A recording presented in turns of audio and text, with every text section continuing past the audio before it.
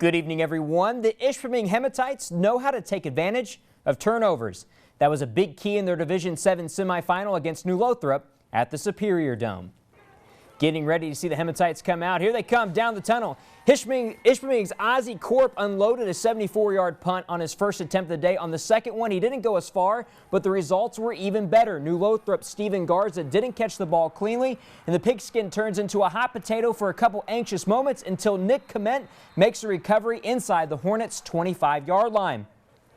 Ishpeming would drive to the Hornets' 4-yard line, and 4th and 2 on the first play of the second quarter. Korp rolls out and tosses to Thomas Finnegan. He gets the first down and leans over the goal line for the touchdown. It's 8-0 Hematites after a successful 2-point run by Isaac Olson.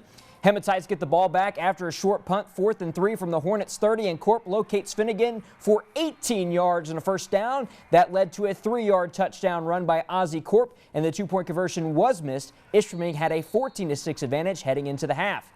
In the third quarter, the quarterback Birchmeyer had a little bit of a rough day. He's going to fumble after a pretty good run. Ishpeming's Halen Corello recovers it, and that was one of the many turnovers on the day. About 10 plays later, Korp falls forward over the goal line from 2 yards away. It's 22-6 Hematites. With a minute and a half left in the game, the Hornets did make the game a little bit closer. A 3-yard touchdown run by Quentin Taylor. The 2-point conversion was also by Taylor, and it brought New Lothrop within 8 points, but Ishpeming would quickly slam the door shut when Matt Malone recovered this onside kick.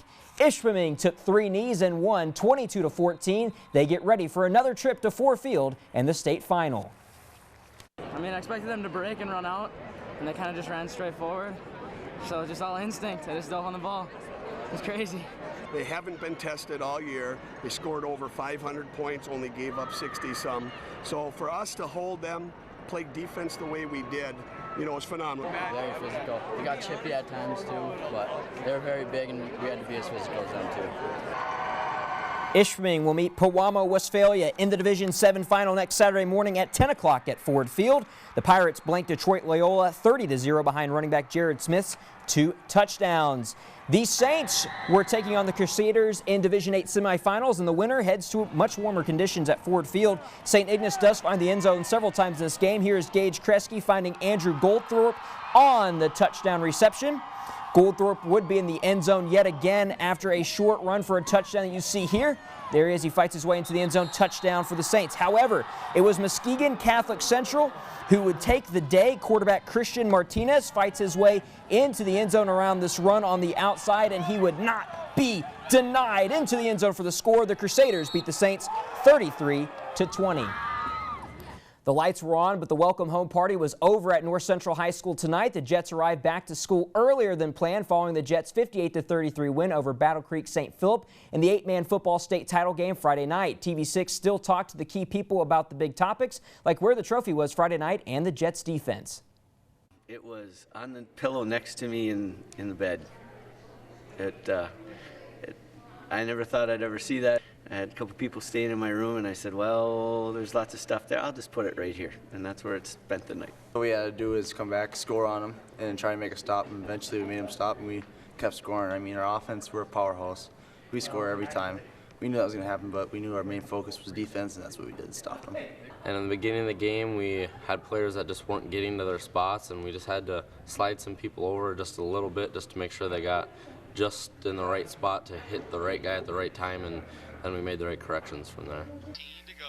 In less than 8 months, North Central has won a state basketball and 8-man football title and been undefeated in both. The NMU hockey team skated to a draw yesterday, and they would get a chance to try and do it again at Barrie Events Center tonight. In Game 2 of the clash of the 2 games between the Wildcats and Mavericks, it'd be the first period, and NMU would get on the attack early, and John Seymour looks to push the puck in, but after review, the official said no goal. It was still in the first, though, when NMU played much faster than it did the night before. Cohen Adair will give the puck back to Mashmeyer, and the shot is blocked, but Zach Diamond-Tony cleans it up for the goal.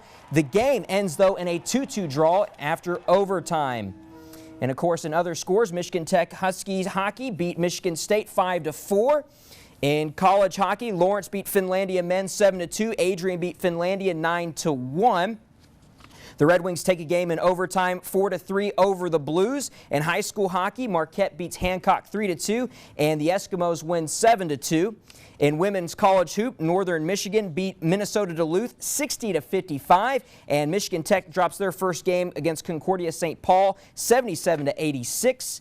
And in other games, Michigan State beat Ohio State 79-60 in women's basketball, and Finlandia women's lose 82-65 against Martin Luther, and Finlandia men drop one to UW Whitewater 80-52. And of course, for more sports scores and highlights, you can visit us online at uppermichigansource.com. All right, thank you, Ethan. You're welcome.